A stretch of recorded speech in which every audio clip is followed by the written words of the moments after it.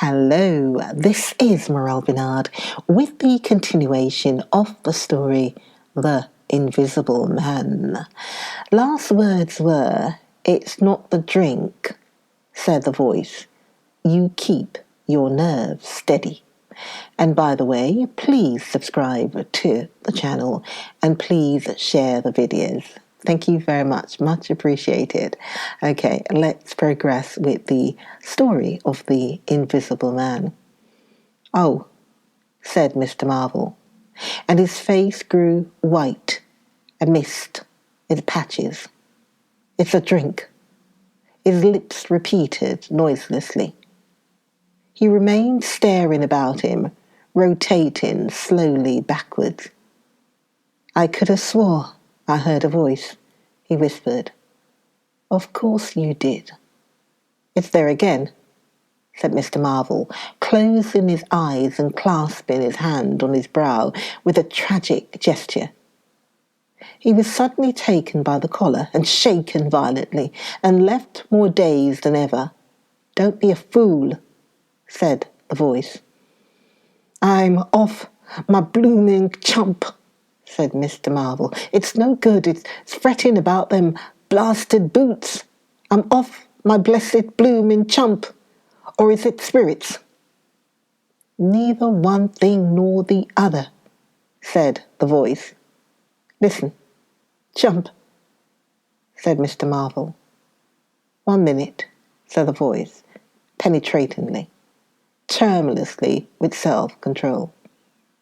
"Well," said Mr. Thomas Marvel, with a strange feeling of having been dug in the chest by a finger. "You think I'm just imagination. Just imagination." "What else can you be?" said Mr. Thomas Marvel, rubbing the back of his neck. "Very well," said the voice in a tone of relief. "Then I'm going to throw flints at you till you think differently." "But where are you?" The voice made no answer. Whiz came a flint, apparently out of the air, and missed Mr. Marvel's shoulder by a hair's breadth. Mr. Marvel, turning, saw a flint jerk up into the air, trace a complicated path, hang for a moment, and then fling at his feet with almost invisible rapidity. He was too amazed to dodge. Whiz it came, and ricocheted from the bare toe into the ditch. Mr. Thomas Marvel jumped a foot and howled aloud. Then he started to run, tripped over an unseen obstacle, and came head over heels into a sitting position. "Now," said the voice, as the third stone curved upward and hung in the air above the tramp. "Am I imagination?" Mr. Marvel, by way of replying, struggled to his feet and was immediately rolled over again. He lay quiet for a moment.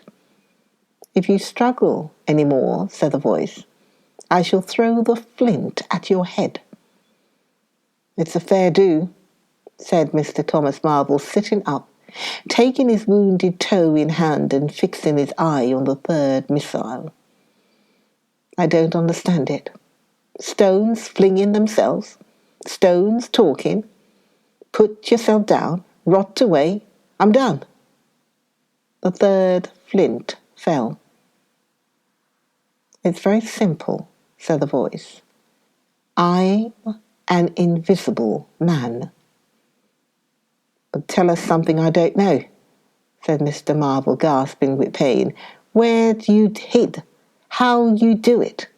I don't know. I'm beat." "That's all," said the voice. "I'm invisible. That's what I want you to understand." "Anyone could see that. There is no need for you to be so confounded impatient, mister. Now then, give us a notion. How are you hid?" "I'm invisible. That's a great point. And what I want you to understand is this. But whereabouts? Interrupted Mr. Marvel. Here, 6 yards in front of you. Oh, calm. I ain't blind. You'll be telling me next you're just thin air. I'm not one of your ignorant tramps. Yes, I am thin air. You're looking through me. What? Ain't there any stuff to you, Vortex? What is it, jabber? Is it that? I am just a human being, solid, needing food and drink, needing covering too. But I'm invincible, you see. Invincible. Simple idea. Invisible. What? Real like? Yes, real. Let's have a hand if you, said Marvel. If you are real. It won't be so darn out of the way like, then, Lord? He said. How you made me jump, gripping me like that. He felt the hand that had closed round his wrist with his disengaged fingers, and his fingers went timorously up the arm, patted a muscular chest, and explored a bearded face. Marvel's face was astonishment. I'm dashed, he said, if this don't beat cockfighting. Most remarkable.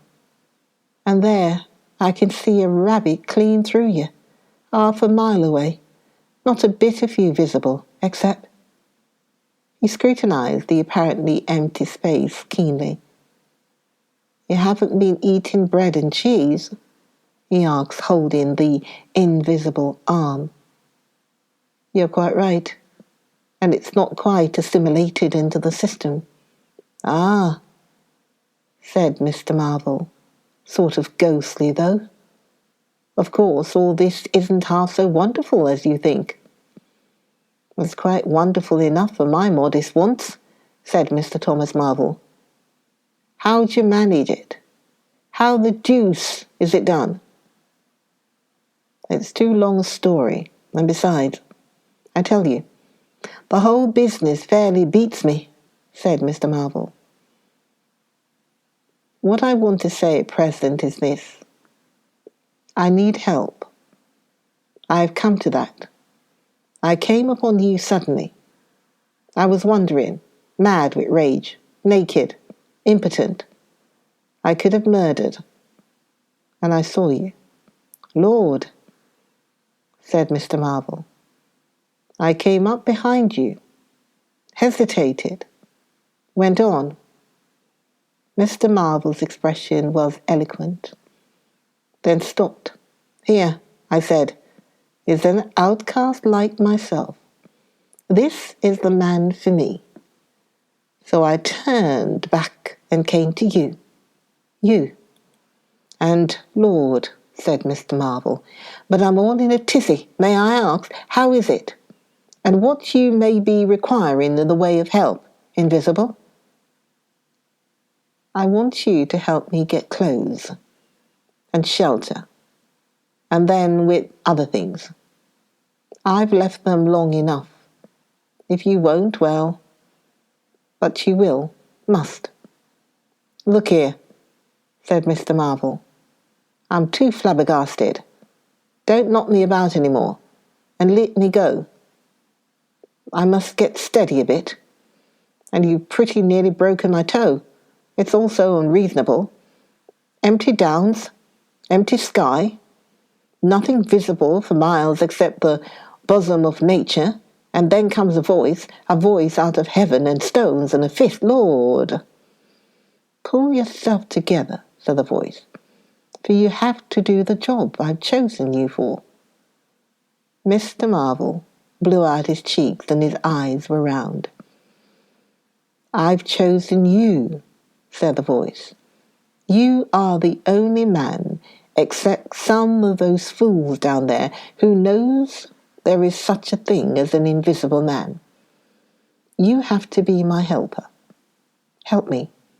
and I will do great things for you. An invisible man is a man of power. He stopped for a moment to sneeze violently. But if you betray me, he said, if you fail to do as I direct you. He paused and tapped Mr. Marvel's shoulder smartly. Mr. Marvel gave a yelp of terror at the touch. I don't want to betray you, said Mr. Marvel, edging away from the direction of the fingers. Don't you go thinking that, whatever you do. All I want to do is to help you. Just tell me what I got to do. Lord, whatever you want done, that I'm most willing to do. After the first gusty panic had spent itself, Ippin became argumentative. Skepticism suddenly reared its head, rather nervous skepticism, not at all assured of its back, but skepticism nevertheless. It is so much easier not to believe in an invisible man, and those who had actually seen him dissolve into air, or felt the strength of his arm, could be counted on the fingers of two hands. And of these witnesses, Mr. Wadgers was presently missing, having retired impregnably behind the bolts and bars of his own house. And Jaffers was lying stunned in the parlour of the Coach and Horses. Great and strange ideas transcending experience often have less effect upon men and women than smaller, more tangible considerations. Ippin was gay with bunting, and everybody was in gala dress. Whit Monday had been looked forward to for a month or more. By the afternoon, even those who believed in the unseen were beginning to resume their little amusements in a tentative fashion, on the supposition that he had quite gone away, and with the sceptics he was already a jest. But people, sceptics and believers alike, were remarkably sociable all that day. Haysman's meadow was gay with a tent, in which Mrs. Bunting and other ladies were preparing tea, while without the Sunday school children ran races and played games under the noisy guidance of the curate and the Mrs. Cuss and Sackbut. No doubt there was a slight uneasiness in the air, but people, for the most part, had the sense of conceal whatever imaginative qualms they experienced. On the village green, an inclined strong rope, down which clinging the while to a pulley swung handle, one could be hurled violently against a sack at the other end, came in for considerable favour among the adolescents, as also did the swings and the coconut shies. There was also promenading, and the steam organ attached to a small roundabout filled the air with a pungent flavour of oil and with equally pungent music. Members of the club who had attended church in the morning were splendid in badges of pink and green, and some of the gayer-minded had also adorned their bowler hats with brilliant-coloured favours of ribbons. Old Fletcher, whose conceptions of holiday-making were severe, was visible through the jasmine about his window or through the open door, whichever way you chose to look, poised delicately on a plank supported on two chairs, and whitewashing the ceiling of his front room. About 4 o'clock, a stranger entered the village from the direction of the downs.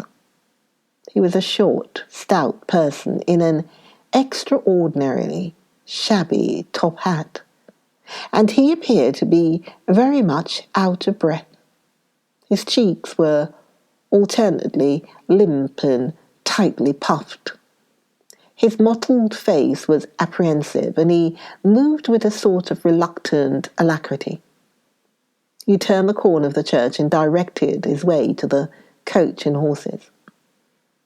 Among others, old Fletcher remembers seeing him, and indeed the old gentleman was so struck by his peculiar agitation that he inadvertently allowed a quantity of whitewash to run down the brush into the sleeve of his coat while regarding him. This stranger, to the perceptions of the proprietor of the coconut shy, appeared to be talking to himself, and Mr. Huckster remarked the same thing. He stopped at the foot of the coach and horses' steps, and according to Mr. Huckster, appeared to undergo a severe internal struggle before he could induce himself to enter the house. Finally, he marched up the steps and was seen by Mr. Huckster to turn to the left and open the door of the parlour. Mr. Huckster heard voices from within the room and from the bar apprising the man of his error. "That room's private," said Hall, and the stranger shut the door clumsily and went into the bar. In the course of a few minutes he reappeared, wiping his lips with the back of his hand with an air of quiet satisfaction that somehow impressed Mr. Huckster as assumed. He stood looking about him for some moments, and then Mr. Huckster saw him walk in an oddly furtive manner towards the gates of the yard, upon which the parlour window opened.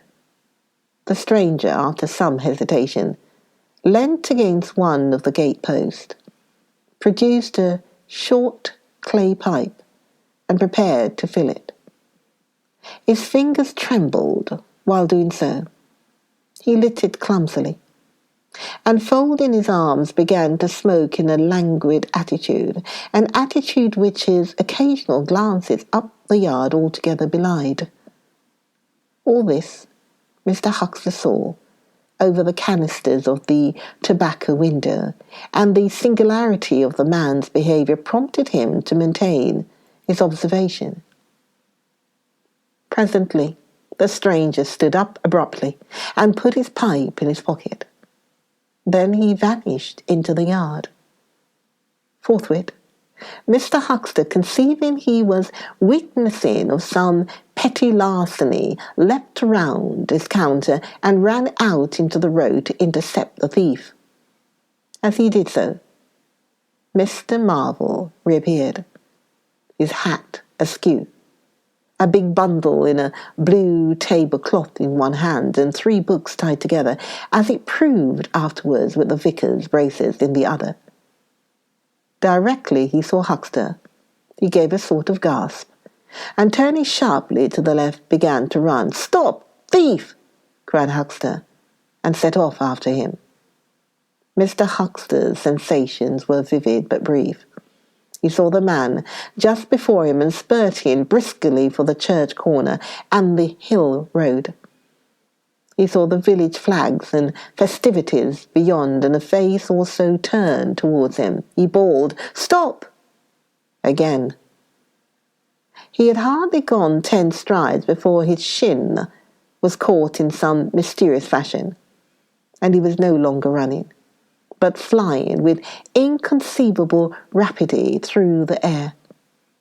He saw the ground suddenly close to his face. The world seemed to splash into a million whirling specks of light, and subsequent proceedings interested him no more. Now,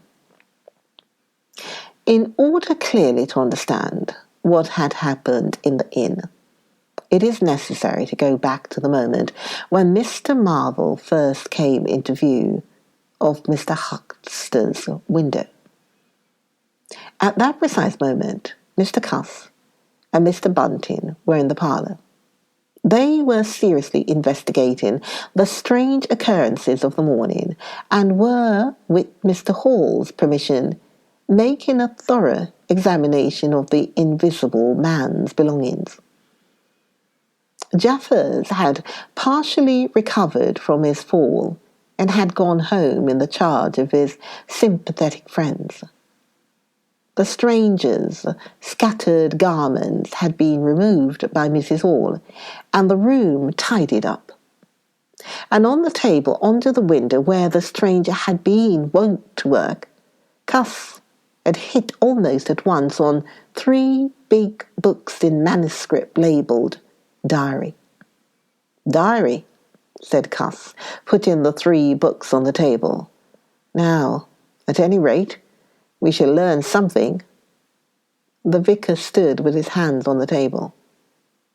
Diary, repeated Cuss, sitting down, putting 2 volumes to support the 3rd and open it. No name on the flyleaf. Bother. Cipher. And figures. The vicar came round to look over his shoulder. Cuss turned the pages over with a face suddenly disappointed. Dear me, it's all cipher, Bunting. There are no diagrams, asked Mr. Bunting. No illustrations throwing light. See for yourself, said Mr. Cuss. Some of it's mathematical and some of it's Russian or some such language, to judge by the letters, and some of it's Greek. Now, the Greek, I thought you... Of course, said Mr. Bunting, taking out and wiping his spectacles, and feeling suddenly very uncomfortable, for he had no Greek left in his mind worth talking about. Yes, the Greek, of course, may furnish a clue. I'll find you a place. I'd rather glance through the volumes first, said Mr. Bunting, still wiping. A general impression first, Cuss, and then we can go looking for clues. He coughed, put on his glasses, arranged them fastidiously, coughed again, and wished something would happen to avert the seemingly inevitable exposure. Then he took the volume Cuss handed him in a leisurely manner, and then something did happen. The door opened suddenly. Both gentlemen started violently, looked round, and were relieved to see a sporadically rosy face beneath a furry silk hat. Tap, asked the face, and stood staring. No, said both gentlemen at once. Over the other side, my man, said Mr. Bunting, and please shut the door, said Mr. Cuss, irritably. All right, said the intruder, as it seemed in a low voice curiously different from the huskiness of its first inquiry. Right you are, said the intruder in the former voice. Stand clear. And he vanished and closed the door. A sailor, I should judge, said Mr. Bunting. Amusing fellows they are, stand clear indeed. A nautical term referring to his getting back out of the room, I suppose. I dare say so, said Cuss. My nerves are all loose today. It quite made me jump, the door opening like that. Mr. Bunting smiled as if he had not jumped, and now he said with a sigh, These books. Someone snipped as he did so. One thing is indisputable, said Bunting, drawing up a chair next to that of Cuss. There certainly have been very strange things happening in Iping during the last few days. Very strange. I cannot, of course, believe in this absurd invisibility story. It's incredible, said Cuss, incredible. But the fact remains that I certainly saw right down his sleeve. But did you? Are you sure? Suppose a mirror, for instance. Hallucinations are so easily produced. I don't know if you have ever seen a really good conjurer. I won't argue again, said Cuss. We've thrashed that out, Bunting. And just now there's these books. Here's some of what I take to be Greek. Greek letters, certainly. He pointed to the middle of the page. Mr. Bunting flushed slightly and brought his face nearer, apparently finding some difficulty with his glasses. Suddenly he became aware of a strange feeling at the nape of his neck. He tried to raise his head and encountered an immovable resistance. The feeling was a curious pressure, the grip of a heavy, firm hand, and it bore his chin irresistibly to the table. "Don't move, little men," whispered a voice, "or I'll brain you both." He looked into the face of Cuss, close to his own, and each saw a horrified reflection of his own sickly astonishment. "I'm sorry to handle you so roughly," said the voice, "but it's unavoidable. Since when did you learn to pry into an investigator's private memoranda?" said the voice. And two chins struck the table simultaneously, and two sets of teeth rattled. "Since when did you learn to invade the private rooms of a man in misfortune?" And the concussion was repeated. "Where have they put my clothes?" "Listen," said the voice. "The windows are fastened, and I've taken the key out of the door. I am a fairly strong man, and I have the poker handy besides being invisible. There's not the slightest doubt that I could kill you both and get away quite easily if I wanted to. Do you understand?" "Very well. If I let you go, will you promise not to try any nonsense and do what I tell you?" The vicar and the doctor looked at one another, and the doctor pulled a face. "Yes," said Mr. Bunting, and the doctor repeated. Then the pressure on the necks relaxed, and the doctor and the vicar sat up, both very red in the face and wriggling their heads. "Please keep sitting where you are," said the invisible man. "Here's a poker, you see." "When I came into this room," continued the invisible man, after presenting the poker to the tip of the nose of each of his visitors, "I did not expect to find it occupied.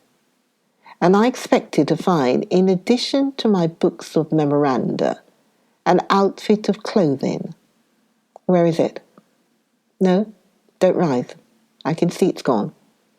Now, just at present, though the days are quite warm enough for an invisible man to run about stark, the evenings are quite chilly. I want clothing and other accommodation, and I must also have those 3 books. Join me.